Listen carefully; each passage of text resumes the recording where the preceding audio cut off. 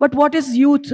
It's the breasts that people are referring to. So Janiya Tore Joban Mad Mate, they put me into a trance, is very, very naughty, very, very risque, and yet it's part of the compositions that we sing.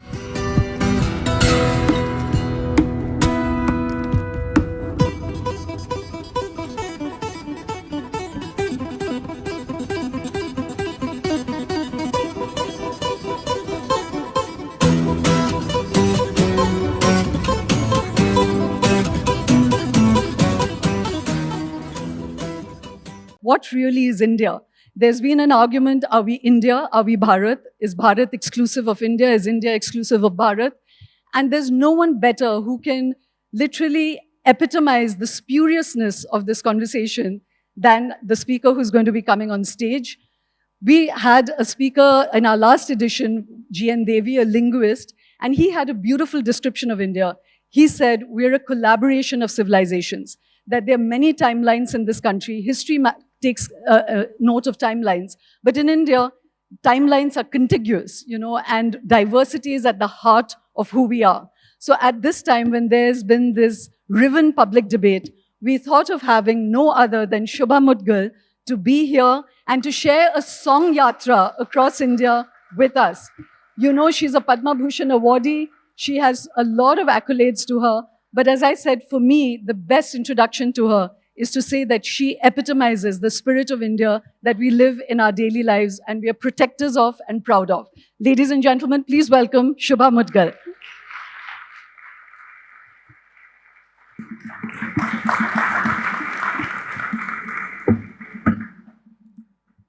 Shubha, thank you so much. It's always amazing to have you here, real honor.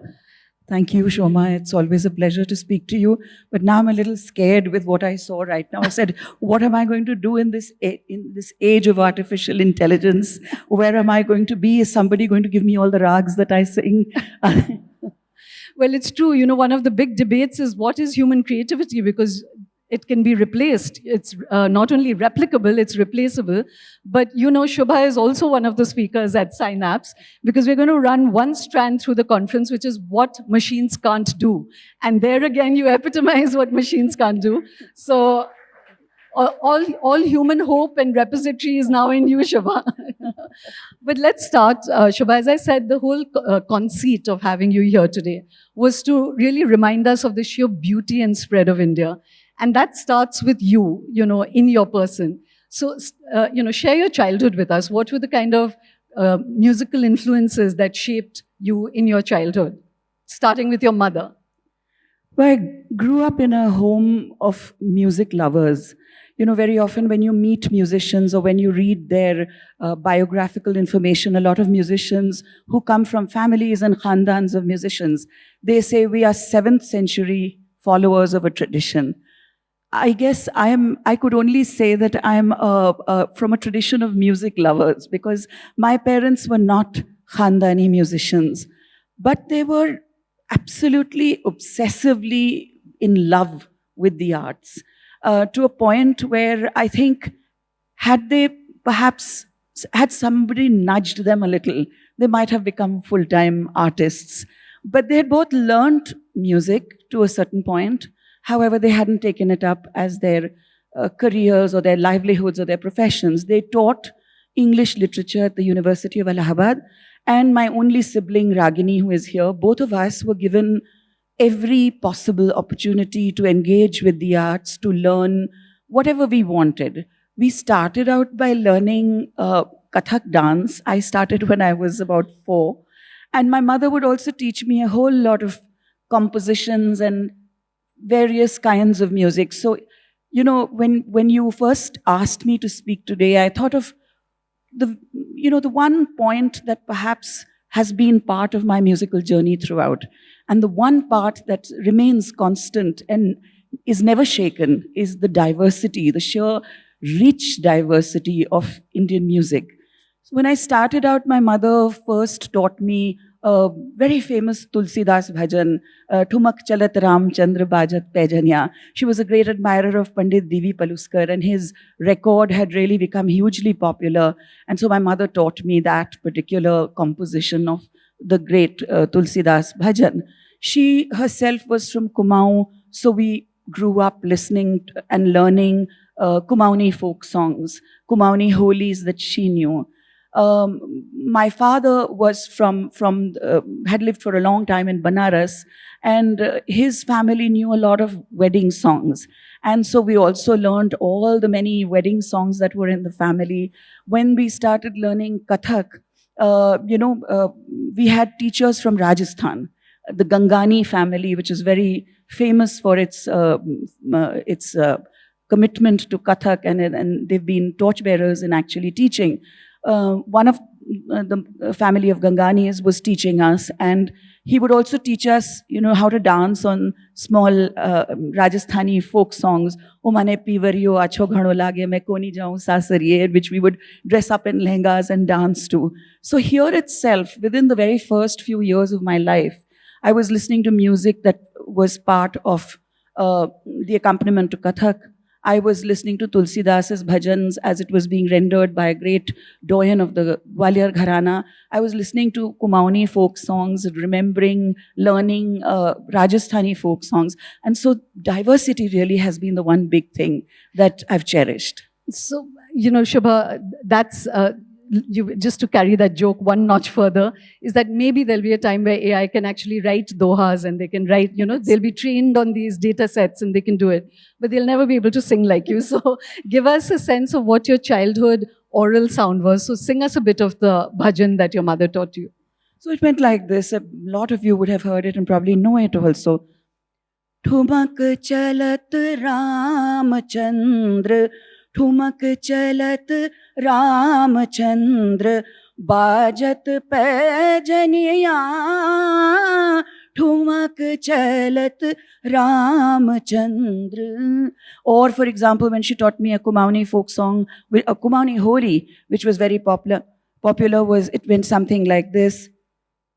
जल कैसे भरूं जमुना गहरी, जल कैसे भरूं जमुना गहरी, ओहो ठाड़े भरूं राजा राम, देखत हैं ठाड़े भरूं राजा राम, देखत हैं बैठे भरूं भीजे चुनरी, जल कैसे भरूं जमुना गहरी, जल कैसे भरूं जमुना गहरी, जल कैसे भरूं जमुना गहरी.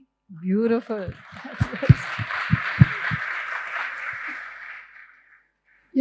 You spoke of your mother and this confluence, but you were saying earlier to me when we were speaking, you said that your father actually was the alter ego there, who loved film music, and he was always playing the flute and doing film songs, humming them. So pick something from your childhood which you think of your father and you remember a song.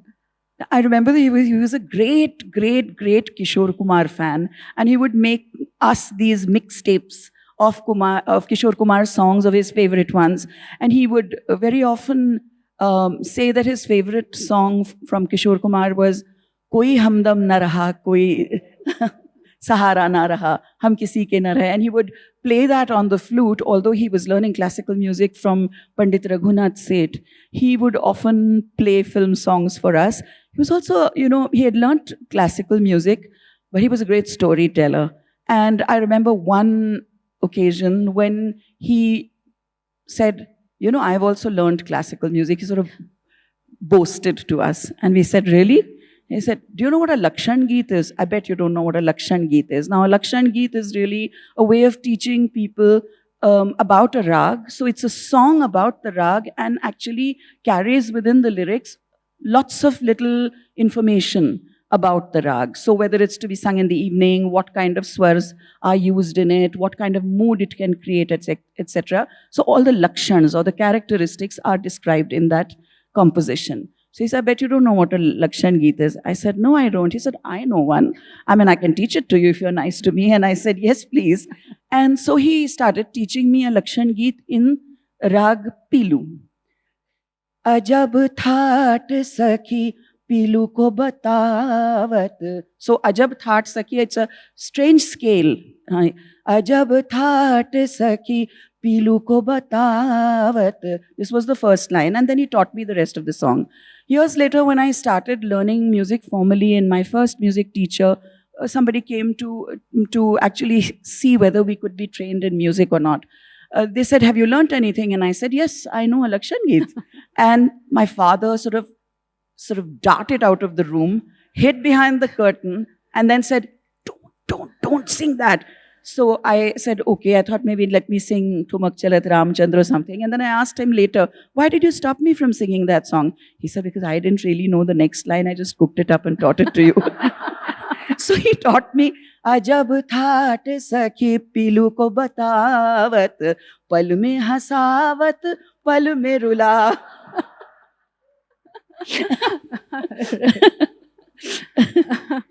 Right.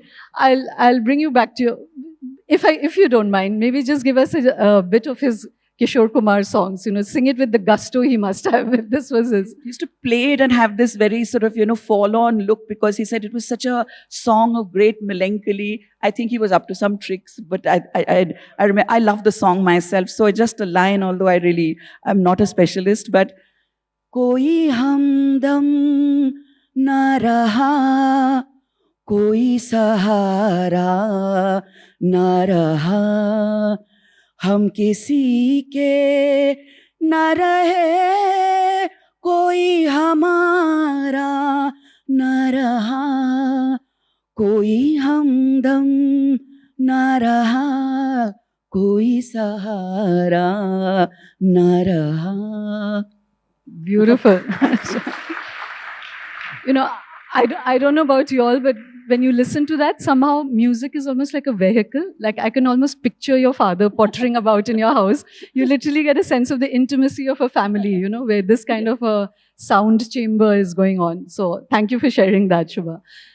So when you became older and you actually started to train, formally for music, there again you had a troika of teachers that again is like a synecdoche for India, that they had so many different influences, so many confluences. So tell us a little about your teachers and use that again to give us windows into India, so Ram Ashray Jha, Naina Devi.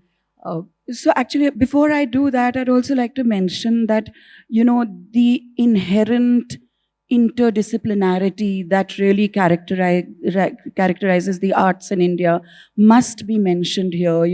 I was learning Kathak for a long time, and it was my mother's idea when I started learning the element of Abhinay, where you actually learn how to mime to a song.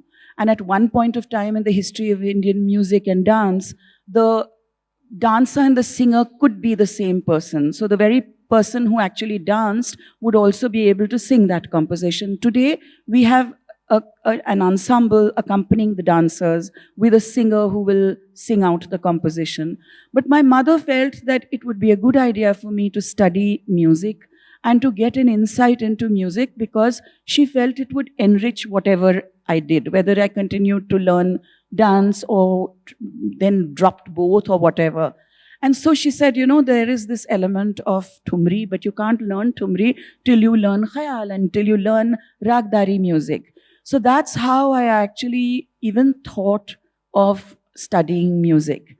And I would have been, I would say I would have been about 16 or 17 years old when this question of learning music popped up. Although we were constantly exposed to a lot of music, I did remember a lot of compositions. I could recognize rags merely because my parents really gave me the exposure to the arts.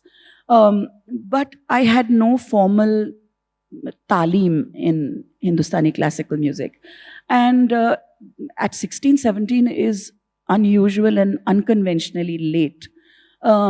So my mother said, you'll have to work hard because things that kids learn at 5 and 6 you haven't learned. So you better be quick about it and really do a good job. And they approached Pandit Ramashray Jhaji, who was actually from Bihar, from Darbhanga. And he was teaching at the University of Allahabad and later became the head of the department there. They requested him, they went to meet him and said, our daughter wants to learn classical music. And Guruji said, has she learned? And my parents said, not really. And so he said, I have a lot of very advanced students coming to me from across India to learn. The sare gama nahi karwa payenge. So you send her to somebody else, and when she's learnt a little, then you come back. I'll consider your request. And soon after that, I was learning in school from one of his students, Srimati Kamla Bose, wonderful teacher and lovely person, wonderful first teacher to introduce you to Hindustani music.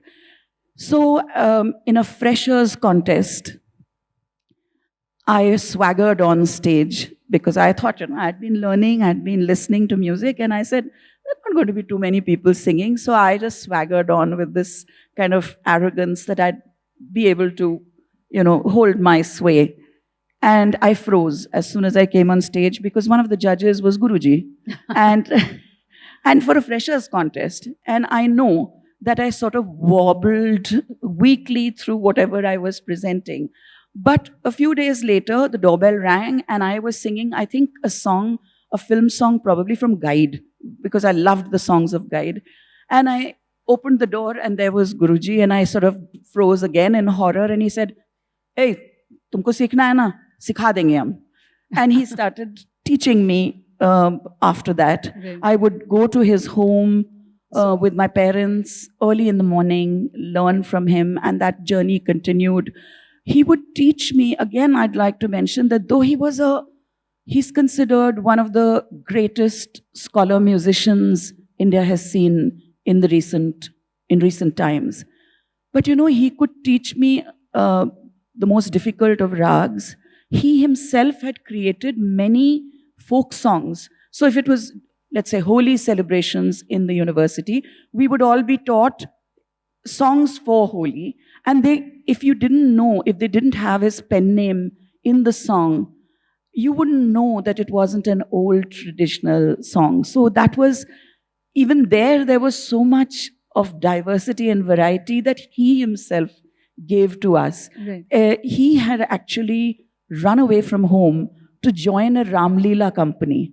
And to sing in the Ramlila company. In Allahabad? No, probably not in Allahabad, but he had run away from Bihar and had joined a Ramlila company, could play the harmonium fluently, could remember the entire, I think, Sundarkand he had memorized.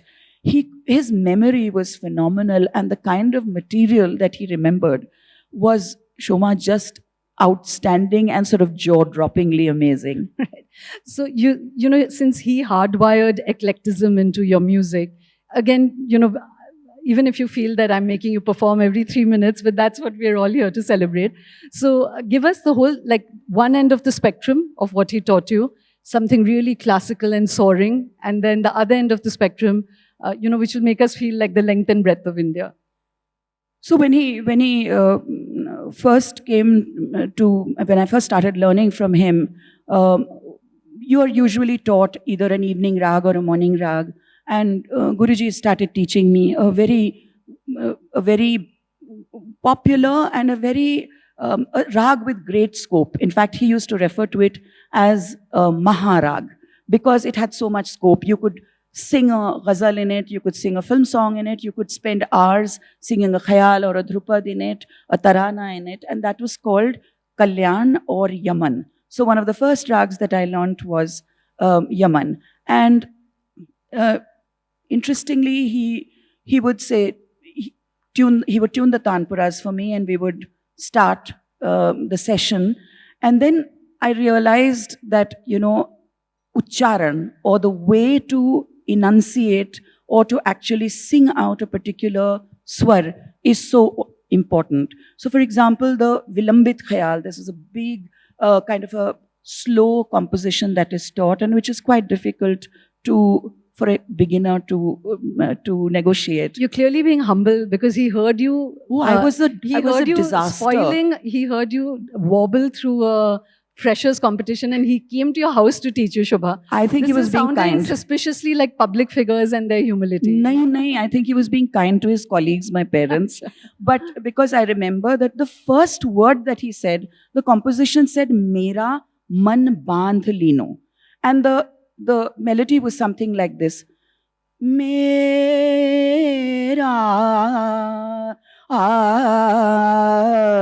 man bandh lino re. Now this little smudge that he would give, I just wouldn't get it. So I would sing, Mera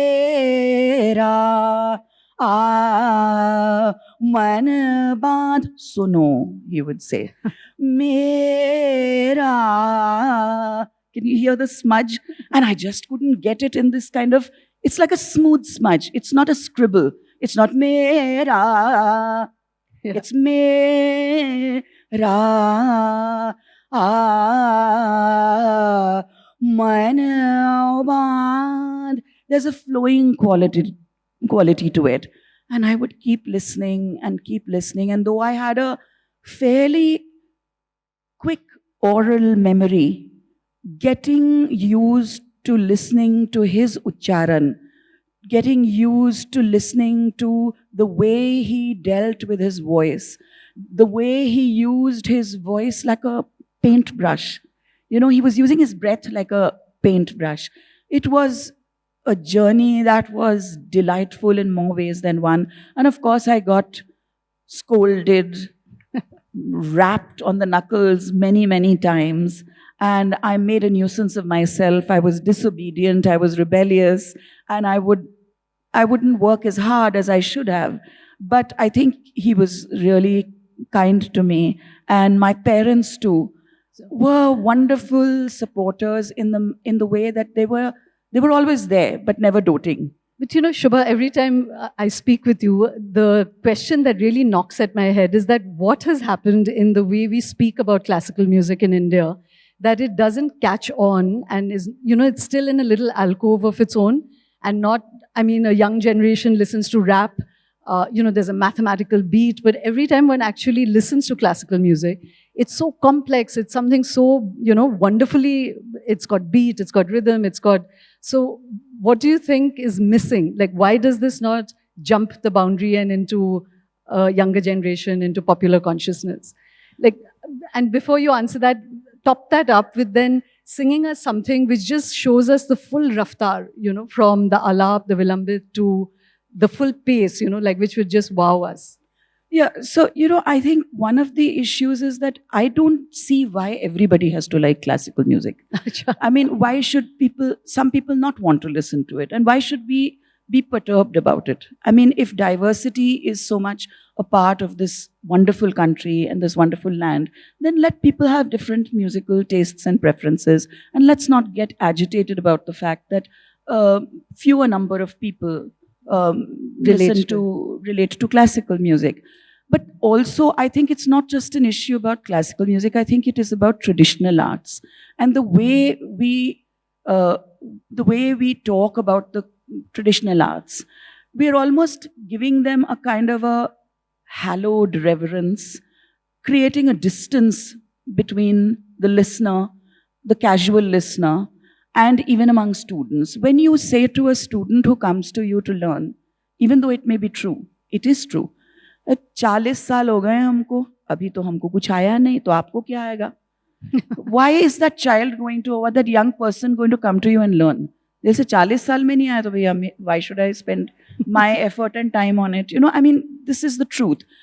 Certainly mastery and perfection and an immersion is very much needed in any discipline, whether it's popular music or traditional music. So I think we've got to stop talking about it in these kind of almost, you know, that no, it's sacred, it's hallowed, it is mystical. It is all of this, but it's also beautifully sensuous and sensual and erotic and flirtatious and romantic and naughty and everything, you know. So now you know you're going to have to sing each of those adjectives. You got to give us evidence, Shubha. I'm a cunning one. Okay, start with the erotic now, you know. I mean, from Tumri compositions that say, काहे मारे नजरिया हो Savari yare kahe mare najariya. What is kahe mare najariya? You're actually winking at somebody. or you say janiya tore joban madmate. Janiya tore joban. When you talk of youth, and very often all the nayikas in classical music lyrics are yuvati, youthful, sundari, beautiful, bhushan, bhushit, adorned with many, many jewels and various, adorned very magnificently. But what is youth? It's the breasts that people are referring to. So janiya tore joban mad mate, they put me into a trance, is very, very naughty, very, very risque, and yet it's part of the compositions that we sing. In fact, interestingly, I've mentioned this earlier as well, that very often, when you upload a track to, let's say, one of the digital stores that from now, where we now stream music, let's say iTunes or Music or Apple Music, very often there's somebody who's sitting there doing a translation of the lyrics. And so you get this asterisk which says explicit next to your. It is. I mean, if you really translate it like that, it is explicit. So there is this, and there is, of course, there are things like which talk about the importance of the guru.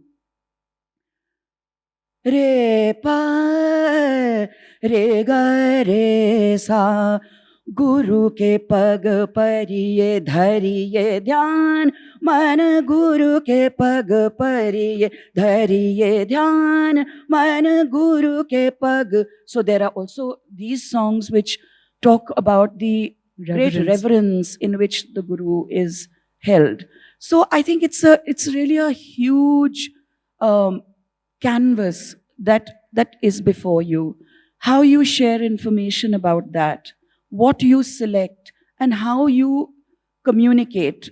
I think that's the important key to making it accessible.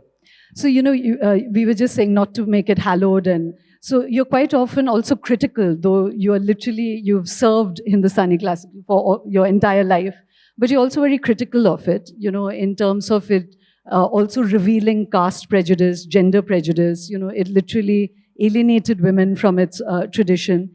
And yet women have really flowed into it and fueled the tradition as well. So can you talk to us about this inherent tension within Hindustani classical?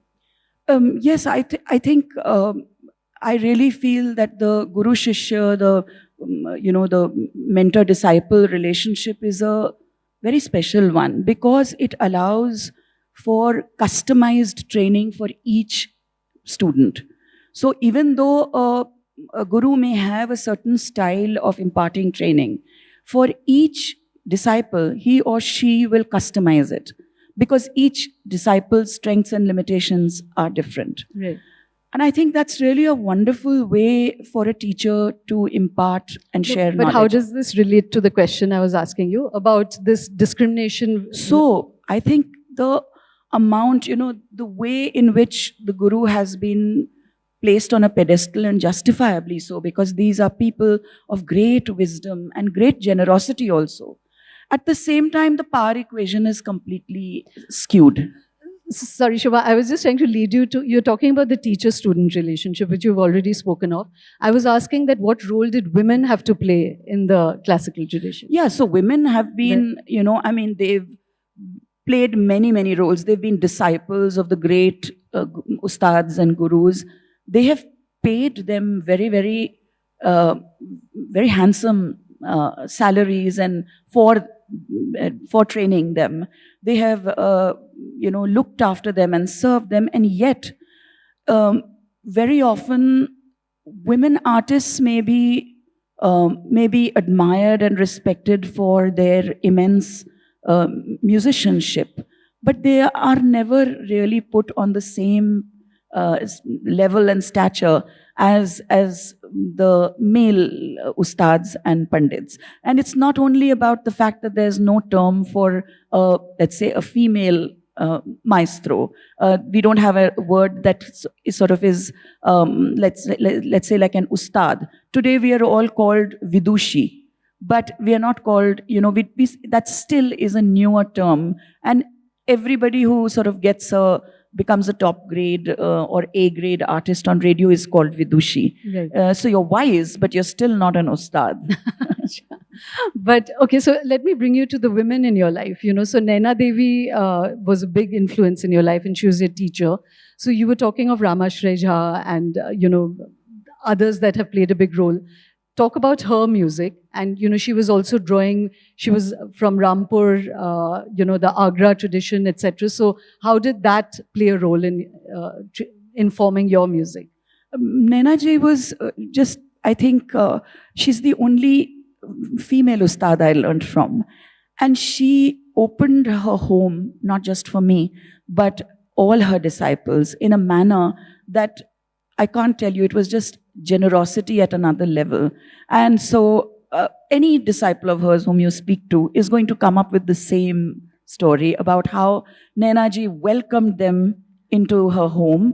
She was, when I went to her Shoma, did you ever meet Naina ji? No. She was beautiful, very elegant, very delicate lady, and very, very elegant. And I was this strapping woman wearing handloom saris and, wandering around. And I went to learn from her. And here was this beautiful lady in chiffon and pearls from a family with a royal Kapurthala family, beautiful, elegant home. She would sit on a takhat in her home, and I would sit at her feet and learn. And my voice also was so powerful. I would feel, gosh, I'm sounding so like an Amazon singing in front of her, And she was just, but she would always say, look at the text. Look at the text, because she was teaching me Thumri, and Thumri is steered by the song text more than it is steered by, let's say, Khayal is steered by the rag, rules of the rag and the tal system. Thumri is steered, it's a Shabd Pradhan, a Gayaki, a system of singing that really looks at the text. So when you say, for example, Kaun Gali Gayo Shyam, which is a very famous Thumri, you toss the words around to give that sense of searching. The first phrase that you sing is Kaun Gali Gayo Shyam. Now, to give a sense of search, Kaun Gali Gayo, Gali Kaun, Kaun Gali Gayo Sham. So you toss the words around, you place them differently, you elongate one. Kaun Gali Gayo Sham, Kaun Gali Gayo, and come back to the same line. But you try to express. You use the words to try and give a sense of that search for Krishna. Yeah. And it becomes a narrative. It begins with, where did he go? And then the narrative builds up through the pace of the song, through ways in which you present the text, through ways in which you insert silences. And all of that really makes it like a conversation. It makes it like a storytelling experience. You brought up Krishna, Shubha, and we're going to run out of time soon. Is that, here again is the Braj Bhasha. It's so rooted in the Hindu tradition. And yet, you've talked about how there were these, again, confluences. There were Urdu words in Krishna bhajans. Yes. And there were, again, different streams flowing into this encounter and collision of cultures that makes up India. So can you sing literally end to end, maybe a Krishna bhajan which will blow the roof off our heads? So, I found this one in an old temple text, which is often sung during temple rituals, but it's so lovely because it says, मिलना वे महबूब बिहारी, मिलना वे महबूब बिहारी, भोर भये वृंदावन कुंजो जाना, होकर गली हमारी, मिलना वे महबूब बिहारी, हो मिलना वे महबूब Bihari. Where on earth are you going to call Krishna Mehboob and Bihari at the same time? And then in the Antara it says, Mridu muskan sanu dil vich bhandi, in Punjabi. Jhamak jhulan nupur dhun pyari, milna ve mehboob bihari. So these are also texts that are found, multilingual texts with so many overlaps. So we've still been floating around mostly in North India. So before we depart, I wanted to take us down south and in the Northeast, and I'm just coming back to that peg we had of India and Bharat. And our constitution literally says India, that is Bharat, and Bharat, that is India. So our constitution makers had that wisdom, but today we are trying to redefine it in very narrow terms. So, one, you have the Shimla choir, you can see the Christian influences there. And then down south, there's the Carnatic music. But you told me something very fascinating where you said the Carnatic music also jumped the Vindhyas and influenced Hindustani classical. So can you demonstrate that to us and tell us how surprising that is? Why it's surprising? I don't think it's surprising at all, because I think as communication becomes easier, as you get to hear people from not just different parts of India, but also different parts of the world, it's only natural that for a creative mind, I mean, how am I going to shut my ears and say, no, this is not from North India, so I'll never hum along with it? I mean, if I hear a beautiful piece of music from anywhere in the world, my first reaction is to try and see whether I can hum along with it. And I think that there were many encounters between artists from the Carnatic system and the Hindustani system. And slowly, we have many, many rags which are actually, which were part of the Carnatic repertoire. One of the most famous is Hansadhwani, where a composer actually made a composition very much like the Kriti, that is a popular Kriti that is sung in Carnatic music. My Guruji, Ramashray Jhaji, he chose a rag called Kirwani, which is also sung in, it's borrowed in a sense. And he made this composition. See, I mean, if you hear it, maybe the Carnatic musician will tell you this doesn't sound like anything like our Kirwani. But it is, yes, the basic scale is the same. But it has become very popular, and many musicians sing this, and it goes something like this. Mukutvaro savaro so mukutvaro savaro so lago amar manvare sajanva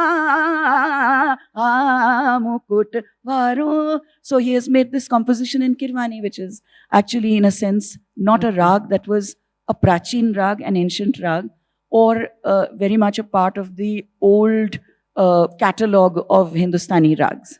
Right. Thank you so much, Shubha. I'm going to end with maybe one request from the audience. Anyone who shoots their hand up can request a song that we should end in. Okay, that was quick. Yeah. Nano की भाषा. सीखो ना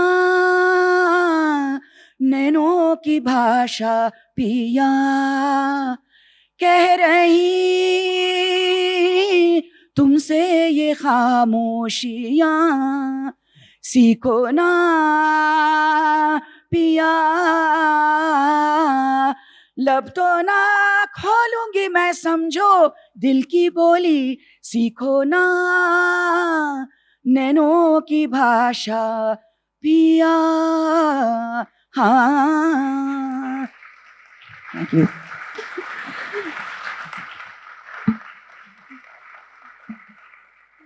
Thank you very much, Shubha. We could have lasted the entire evening. We've only started to literally chip into your repertoire. But I think it's a beautiful window into who we are. And like I said, it's like carrying an oral history with us and memory of who we are all the time. Thank you very, very much, Shubha.